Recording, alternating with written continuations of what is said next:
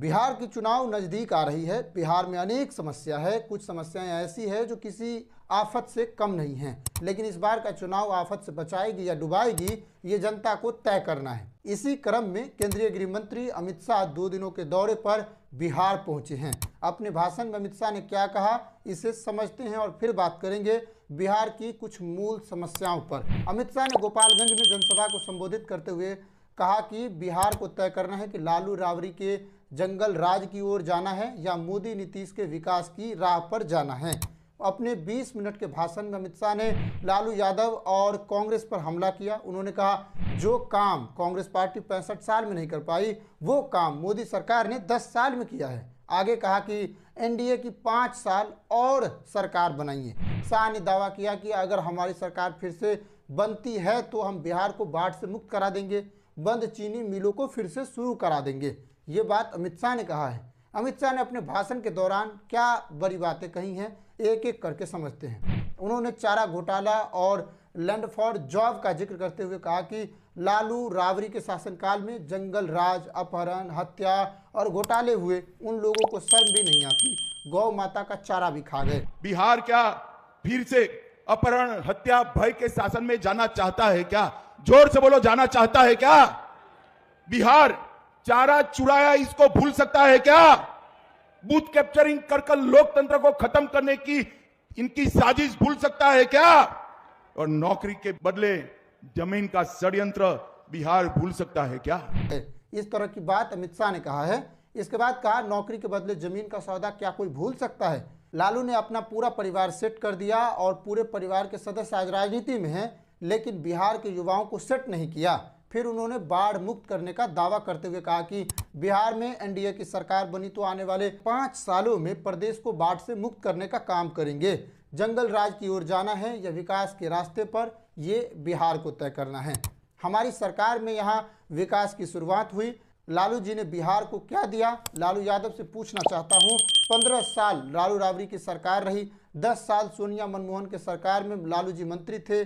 अपने बिहार के लिए क्या किया? हिसाब किताब लेकर आइए, बात करते हैं। फिर उन्होंने एनडीए को जिताने की अपील करते हुए कहा गोपालगंज में कहकर जाता हूँ, एक और 5 साल एनडीए की सरकार बनाइए, हम बिहार को बाढ़ से मुक्त करने का काम करेंगे। एक और 5 साल एनडीए की सरकार बनाई है, हम बिहार को हमेशा के लिए बाढ़ से मुक्त करने का काम करेंगे। बिहार में बाढ़ भूतकाल बन जाएगी। साल के अंत में होने वाले चुनाव में कमल के निशान पर बटन दबाकर एनडीए की सरकार बनाइए। अयोध्या की तर्ज पर मां सीता का मंदिर बनाएंगे। हम सालों से राह देखते थे कि अयोध्या में राम मंदिर बने। 550 साल बाद मोदी जी ने राम जी की मंदिर का उद्घाटन किया है, उसको बैठाने का काम किया है। अब माता सीता की बारी है। ये मंदिर पूरे देश को आकर्षित करेगा, ये बात अमित शाह कह रहे हैं। वहीं नीतीश कुमार ने अपने भाषण में कहा कि अटल जी ने मुझे मुख्यमंत्री बनाया था। उन्होंने कहा कि 2 बार मुझसे गलती हो गई थी, अब ये कभी नहीं होगा। जाहिर सी बात है कि उन्होंने अपने साथी दलों को छोड़कर आरजेडी के साथ जाने को लेकर गलती बता रहे हैं। अटल जी ने मुझे मुख्यमंत्री बनाया था, ये मैं कैसे भूल सकता हूँ। पहले क्या स्थिति थी आप जानते हैं, शाम में कोई घर से बाहर नहीं निकलता था, हिंदू मुस्लिम के बीच झगड़े होते थे, उन लोगों की ओर से कोई काम नहीं होता था, पढ़ाई का हाल भी बेकार था, बच्चे स्कूल नहीं जाते थे, इलाज का इंतजाम भी नहीं था, उन लोगों ने कोई व्यवस्था भी नहीं की थी।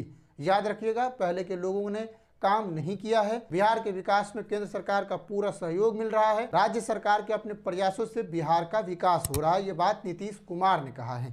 एक तरफ अमित शाह जहां हिंदू मुस्लिम की राजनीति करने को लेकर अपनी बात ढालते हुए नजर आ रहे हैं कि बिहार में किस तरह से हिंदू मुस्लिम राजनीति की रंग दी जा रही है, यहाँ पर मंदिर बनाने की बात कर रहे हैं, ना कि विकास की ओर बात कर रहे हैं। वहीं नीतीश कुमार के बदले सुर हैं। नीतीश कुमार कह रहे हैं कि हमने मुसलमान नहीं किया, हम मुसलमान हिंदू मुसलमान नहीं करते हैं। वो अपने विकास के आधार पर वोट मांगते हुए दिख रहे हैं। यहाँ पर दिलचस्प बात ये होगी कि आने वाले दिनों में जिस तरह से बीजेपी आगे बढ़ रही है, लग रहा है कि वो हिंदू मुसलमान को रंग देगी, हिंदू मुसलमान के आधार पर चुनाव लड़ेगी। वहीं नीतीश कुमार के अलग दावे हैं, तो क्या इससे कोई टकराव होगा या नहीं, ये भी देखना बाकी है। हालांकि इन दावों में सिर पैर का पता तो नहीं ही चलता है, लेकिन पिछले 10 सालों से केंद्र में मोदी की सरकार है, तो यह गठबंधन में सरकार भी चला रहे हैं। पूरे बिहार में 40 लोकसभा सीट है, इनमें से ज़्यादा सीटों पर बीजेपी का कब्जा जमा हुआ है। प्रत्येक लोकसभा सीट में बीजेपी ही आगे हैं। फिर भी शिक्षा के क्षेत्र में खास बदलाव नहीं हुआ है। बिहार में शिक्षा का मुद्दा सबसे बड़ा मुद्दा है जिस पर बात होनी चाहिए। बिहार के बच्चे अनपढ़ हैं, बिहार के बच्चों की शैक्षणिक योग्यताएं कम हो रही है, बिहार के बच्चे में शैक्षणिक योग्यताओं से जुड़े हुए कुशलता भी कम हो रही है। इस लिहाज से बिहार को एजुकेशन का हब बनाना होगा। बिहार की आबादी जिस तरह से है, यहाँ की शिक्षा व्यवस्था को अच्छा करना होगा, लेकिन इसकी मुद्दा अगर बिहार में एजेंडा के रूप में नहीं बनेगी तो फिर कैसे काम होगा।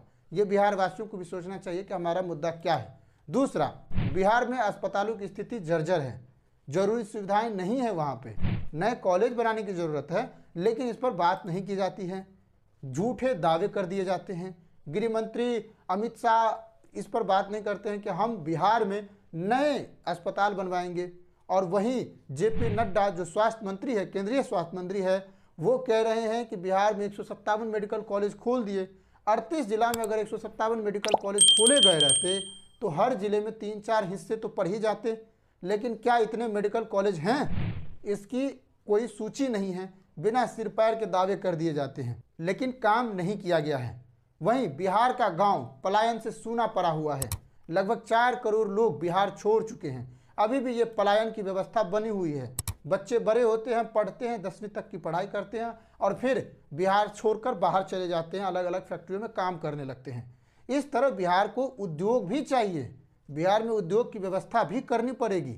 इस पर भी बात किया जाना चाहिए। कृषि से जुड़े हुए उद्योगों को बढ़ावा देना चाहिए, जैसे कि चीनी मिल, इनको बढ़ावा देनी चाहिए। पिछले 20 सालों से बिहार में नीतीश कुमार की सरकार है और इसमें ज़्यादातर समय नीतीश कुमार एनडीए के गठबंधन में सरकार बनाए हैं। फिर भी चीनी उद्योग क्यों नहीं फला फूला, ये बात अमित शाह को बताना चाहिए।